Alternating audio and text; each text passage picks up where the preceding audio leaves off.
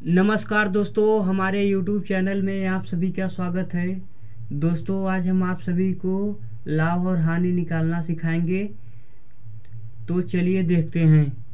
सबसे पहले हम इन टॉपिकों को ध्यान से समझेंगे। जैसे हो गया क्रय मूल्य, विक्रय मूल्य, लाभ और हानि। तो चलिए देखते हैं। सबसे पहले हम क्रय मूल्य जानेंगे। क्रय मूल्य यानी सेलिंग प्राइस। Selling price.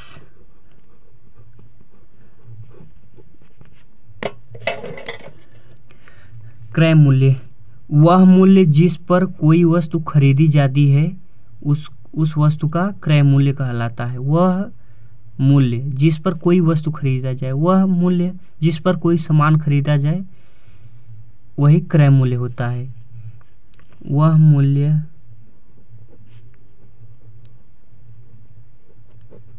मूल्य जिस पर कोई वस्तु खरीदी जाए,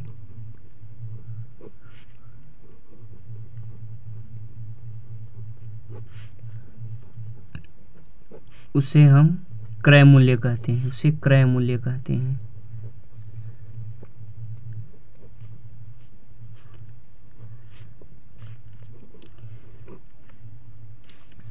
विक्रय मूल्य किसे कहते हैं? विक्रय मूल्य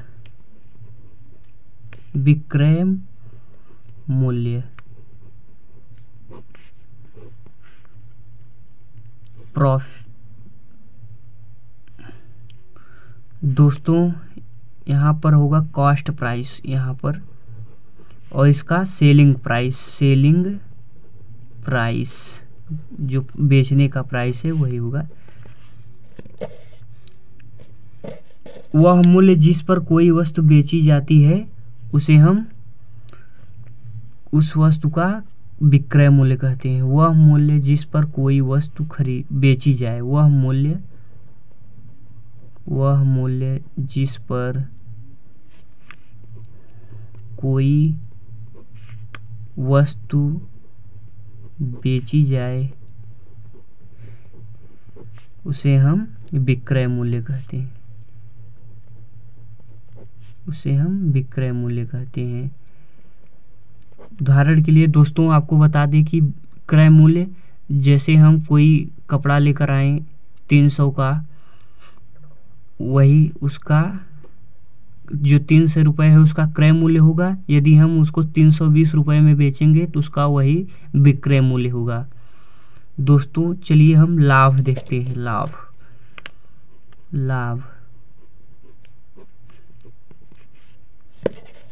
लाभ किसी वस्तु का विक्रय मूल्य यदि वस्तु के क्रय मूल्य से अधिक हो तो उस वस्तु का लाभ कहते हैं।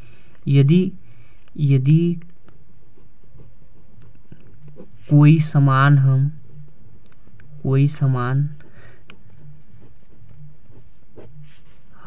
बाजार से लाते हैं,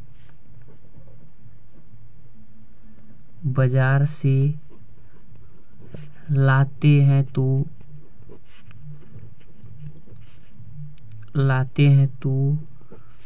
हम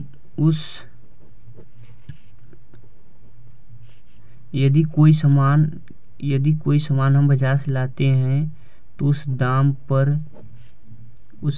पर न बेचकर कुछ रुपए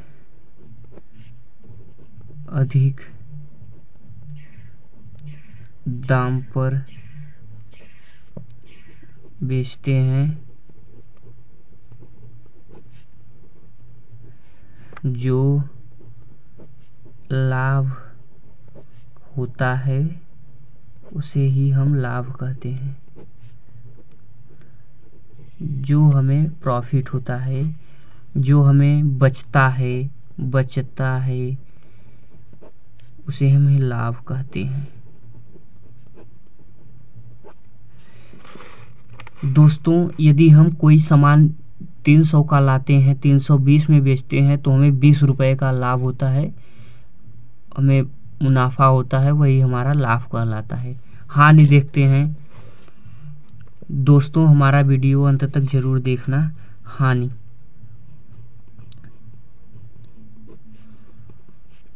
हानि लॉस, लॉस।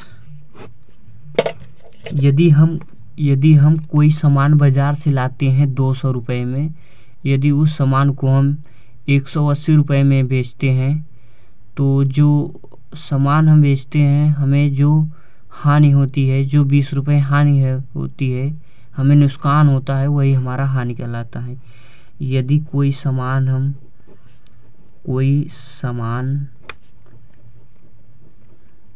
हम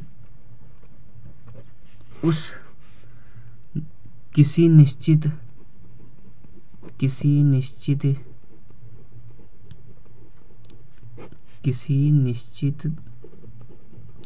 दाम पर खरीद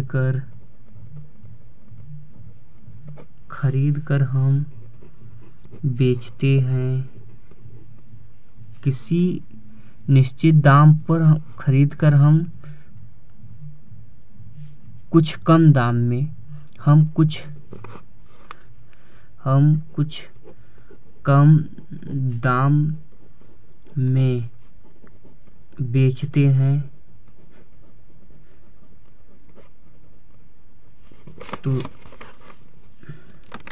तो जो हानि होती है, जो क्षति यानी नुकसान होता है, वही हमारा हानि कहलाता है।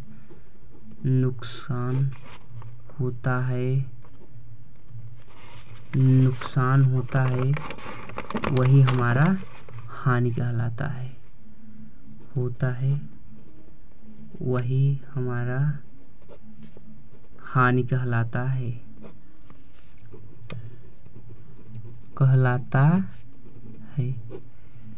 दोस्तों, अब हम लाभ और हानि का हम कुछ सूत्र देखेंगे, तब उसके बाद हम सवाल लगाएंगे। तो देखते हैं लाभ का सूत्र क्या होता है। लाभ बराबर होता है विक्रय मूल्य माइनस क्रय मूल्य, विक्रय मूल्य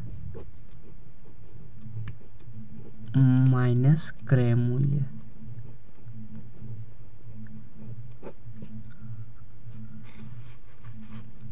इस पर कोई हम उदाहरण ले लेते हैं। यदि हमारा विक्रय मूल्य 300 है और हमारा क्रय मूल्य 200 है, तो 100 आएगा, तो यही हमारा विक्रय लाभ कहलाता है। यही हमारा लाभ कहलाएगा। और परिभाषा देखते हैं इसका। प्रतिशत लाभ है, 1% लाभ। प्रतिशत लाभ बराबर होता है लाभ गुणे 100 बटे क्रय मूल्य।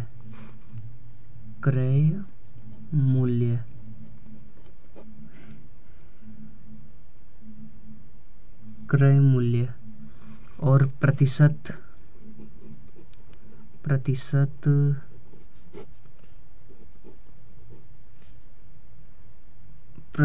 हानि बराबर विक्रय मूल्य माइनस क्रय मूल्य, विक्रय मूल्य माइनस और प्रतिशत लाभ बराबर एक और होता है प्रतिशत लाभ बराबर होता है विक्रय मूल्य माइनस क्रय मूल्य, विक्रय मूल्य माइनस क्रय मूल्य गुणे 100 बटे क्रय मूल्य।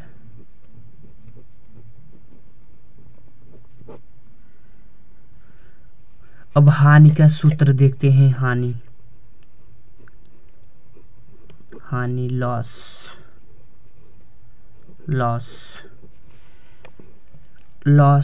हानि बराबर क्रय मूल्य माइनस विक्रय मूल्य। हानि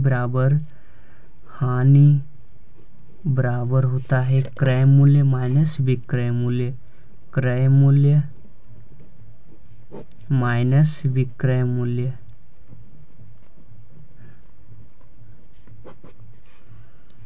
यदि हम कोई वस्तु 100 रुपये,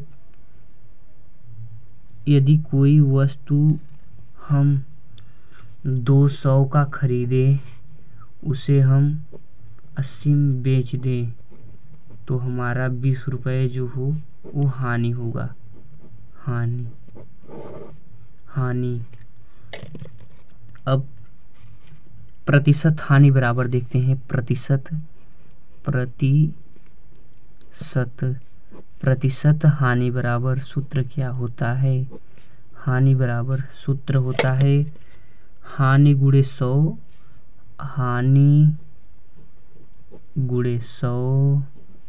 बटे क्रय मूल्य।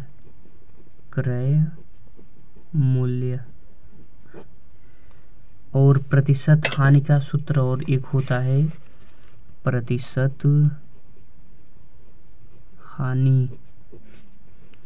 प्रतिशत हानि बराबर होता है क्रय मूल्य माइनस विक्रय मूल्य गुणे 100। क्रय मूल्य माइनस विक्रय मूल्य।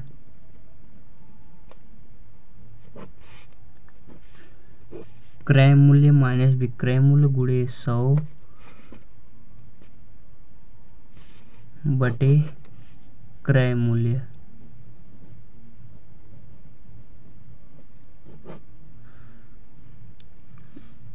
दोस्तों, अब हम चलते हैं कुछ सवाल की ओर, तो चलिए हम देखते हैं। प्रश्न पहला देखते हैं। 25 मूल्य वाला एक पेन 25 मूल्य वाला एक पेन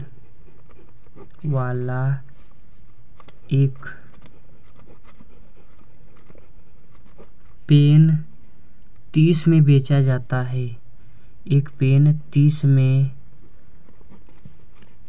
बेचा जाता है तो लाभ या हानि प्रतिशत क्या होगा? लाभ और हानि प्रतिशत क्या होगा?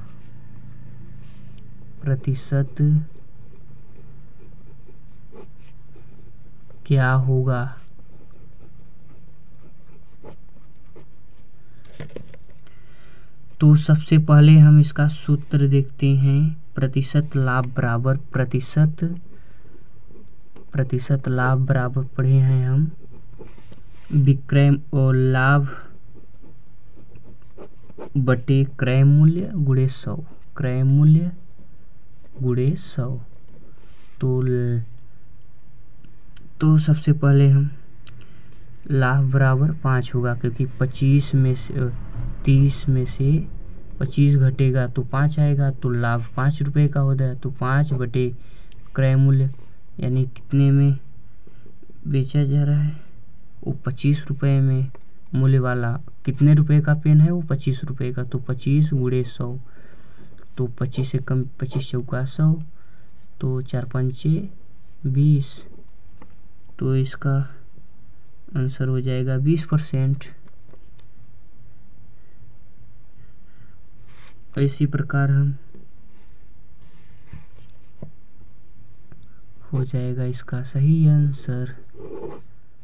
दोस्तों, यदि हमारा यह वीडियो पसंद आया हो तो प्लीज़ लाइक कीजिए, चैनल को सब्सक्राइब कर लीजिए और अपने दोस्तों के साथ ज़रूर शेयर कीजिएगा। मिलते हैं नेक्स्ट वीडियो में। धन्यवाद।